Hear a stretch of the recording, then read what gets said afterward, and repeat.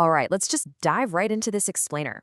Today, we're subjecting Citi Holding Company to the ultimate test. We're putting on our expert investment analyst hats and running this prominent regional bank through the legendary frameworks of Warren Buffett, Peter Lynch, and Benjamin Graham, plus some hard mathematical modeling. Our subject today, Citi Holding Company, ticker symbol CHCO. We're running a true guru gauntlet today.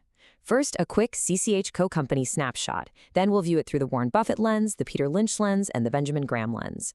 After that, we'll run some DCF and other models, and finally bring it all together for our synthesis and final verdict. Section 1, CHCO Company Snapshot, a highly profitable regional bank. Let's get right into it. So, as of our latest data, the stock is trading exactly at $130.76. Now, with a market cap of $1.8 billion and roughly 14.1 million shares outstanding, it sits squarely in the small-cap regional banking sector. That's a space often ignored by Wall Street mega funds, which honestly makes it ripe for our analysis. Citi Holding conducts its core activities through City National Banks of West Virginia.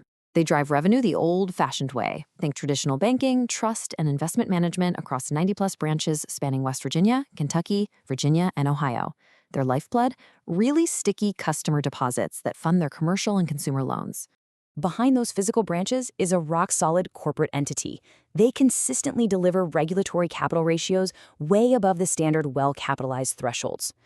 Over the trailing 12 months, they generated an incredible $130.5 million in net income. That's an EPS of $8.93, backed by over $131 million in operating cash flow. Seriously solid numbers. Moving on to Section 2, the Warren Buffett lens, moats, management, and owner earnings.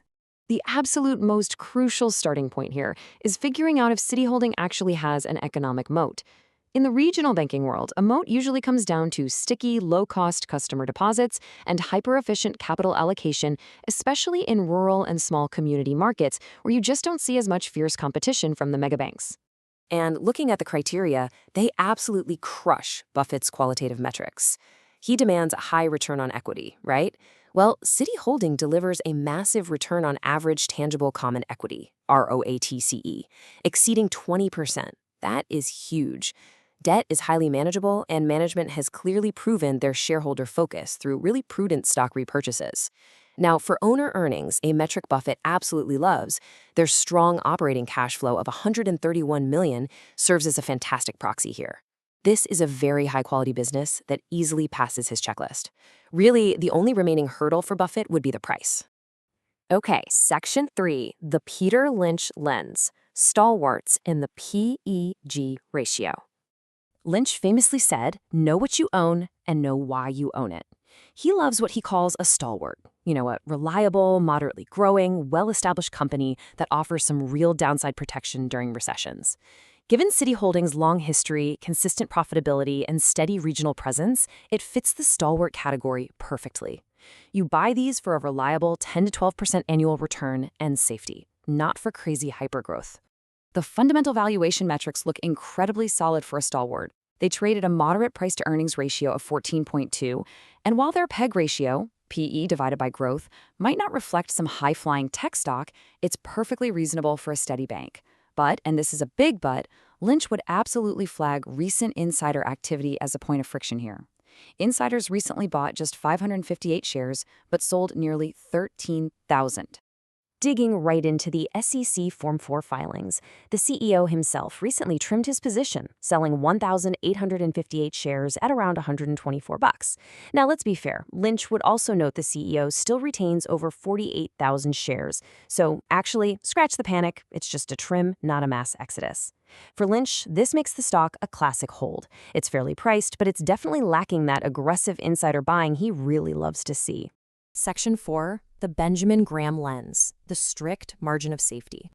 We are now entering the strictest part of the gauntlet, the cold, hard, unforgiving mathematics of the father of value investing, Benjamin Graham.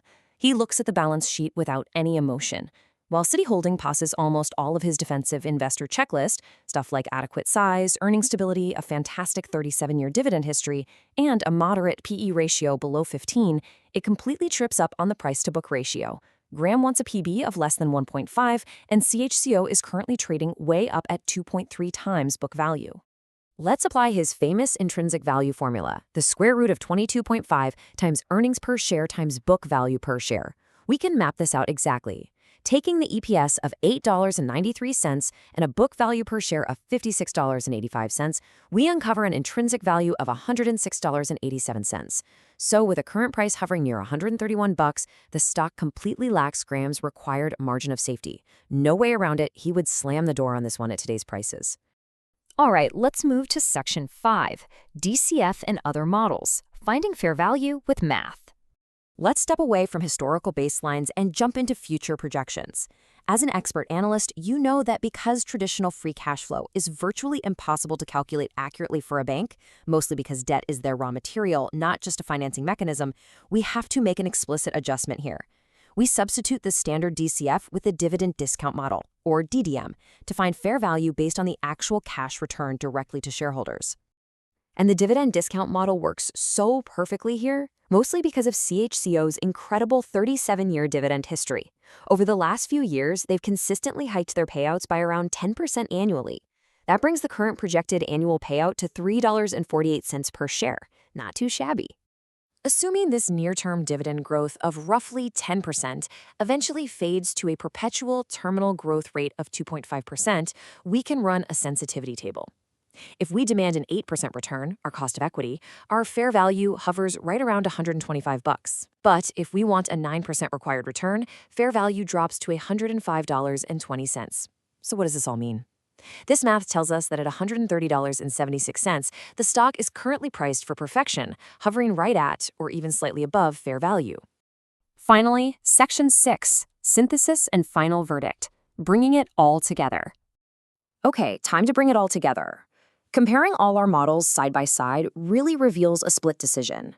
Benjamin Graham says to wait, finding it overvalued against his strict 106 target.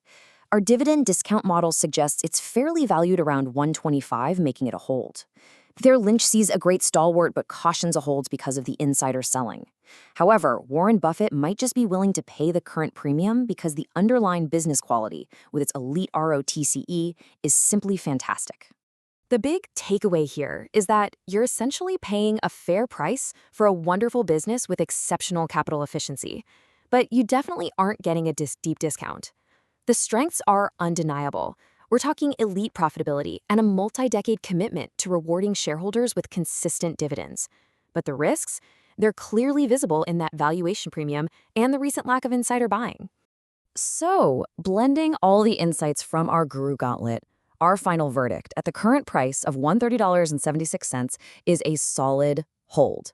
It's an elite regional bank, absolutely, but to build a true margin of safety, patient investors should probably wait for a broader market pullback that brings the price down closer to the $110 range. That would nicely satisfy both our DDM constraints and Graham's stringent value requirements. So, knowing the rigorous intrinsic value calculations we just walked through, and considering this bank's remarkably robust 37-year dividend history, at what price does this bank hit your personal buy target? Think about it. I'll leave you to ponder that one, and we'll see you in the next explainer.